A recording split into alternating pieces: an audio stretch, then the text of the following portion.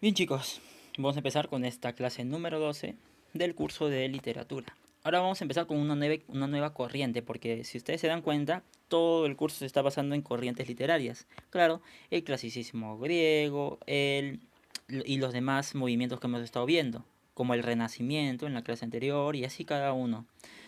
Entonces, tenemos ahora este nuevo movimiento que es el romanticismo. Y esta va a ser la primera parte. Y como siempre, en las primeras partes de los movimientos literarios, empezamos definiéndola.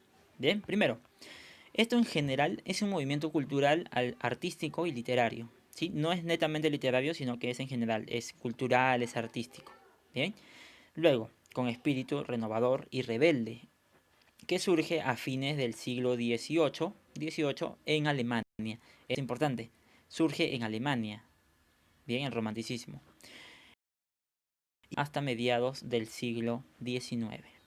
Bien, entonces, ¿cuál fue el primer país en el que sobresalió, en el que surgió el romanticismo?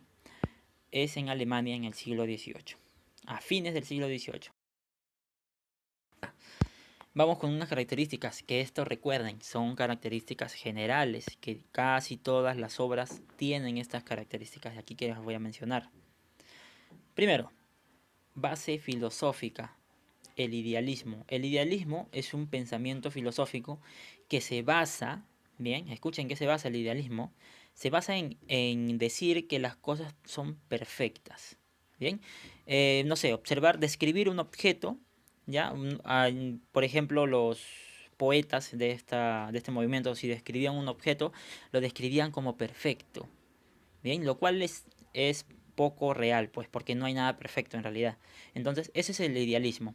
Podían describir, no sé, una sociedad perfecta. ¿Sí? Una sociedad perfecta, ¿cómo sería?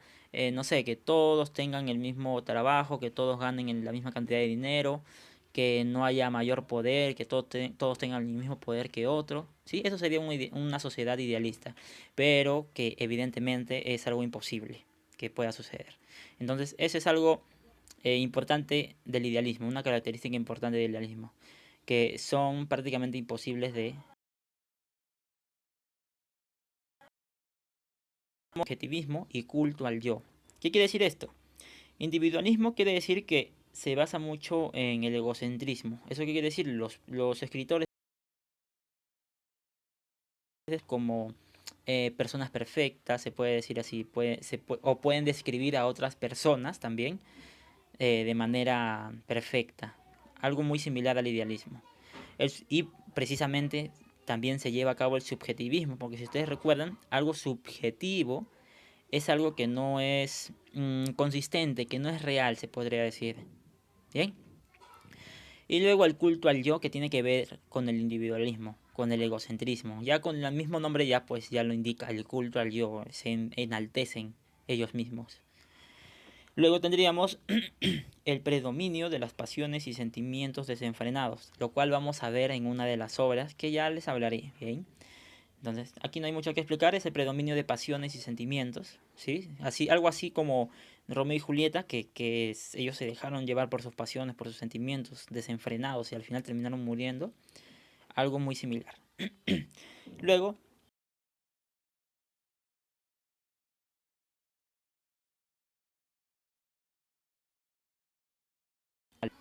bien, tendremos esta característica, interés por el pasado histórico nacional. ¿Qué quiere decir esto? Que los autores van a basarse bastante en hechos históricos de su país, hechos pasados. Claro, no los van a narrar netamente, sino que el contexto de sus obras van a estar en estas épocas de su pasado histórico nacional. ¿Bien? Y luego tendríamos por última característica que explora lo grotesco, lo horroroso, lo feo, lo sangriento. Todo elemento antiestético será tomado en cuenta en su creación. Esto lo vamos a ver también en otra obra, otro gran representante de este movimiento literario, que es Edgar Allan Poe. Que bueno, ya verán ya a qué se refiere esto. Y bueno, vamos a hablar ahora de unos cuantos representantes y ya en las siguientes clases vamos a hablar sobre algunas obras de ellos. Primero teníamos a Wolfgang Goethe, bien, que profe es el de aquí. No, no, no.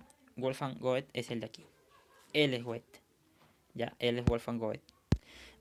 Y tendría dos obras muy resaltantes de él. La primera y principal, la que vamos a hablar nosotros, ya con mucho más en detalle con esta obra, después en otra clase. Y su otra obra, Clavijo, que es un drama. Bien, esta es una novela, la primera obra. Luego tendremos otro representante llamado Víctor Hugo, con dos de sus obras más reconocidas, Cromwell y Los Miserables. Bien, Víctor Hugo, otro representante de el romanticismo. Y por último tendríamos a Edgar Allan Poe, que precisamente es el que tenemos su retrato aquí. Con la única obra de la que vamos a hablar, pero que es prácticamente con la que más se le reconoce a Edgar Allan Poe, que es Narraciones Extraordinarias. ¿Qué es este libro? Este libro es una recopilación de cuentos de terror. Así es, cuentos de terror. Incluso, hay muchas películas que se basan en algunos cuentos de justamente de esta obra, de Narraciones Extraordinarias. Que bueno, ya esos datos se los indicaré ya cuando hablemos de él. Bien, solamente en esta clase vamos a hablar en general sobre los representantes. Entonces va a ser muy interesante hablar sobre Narraciones Extraordinarias. Ya les contaré uno o dos cuentos de esta obra y ya podrán ver que tal vez alguna de ellas se parece a alguna película de terror que tal vez hayan visto. Entonces, como ven, eh, en la actualidad incluso se pueden basar en obras literarias muy antiguas. ¿Ven? Entonces, bueno, hasta aquí estaríamos terminando esta clase. Ya les enviaré un cuestionario con unas preguntitas sobre este tema. Y esto sería todo.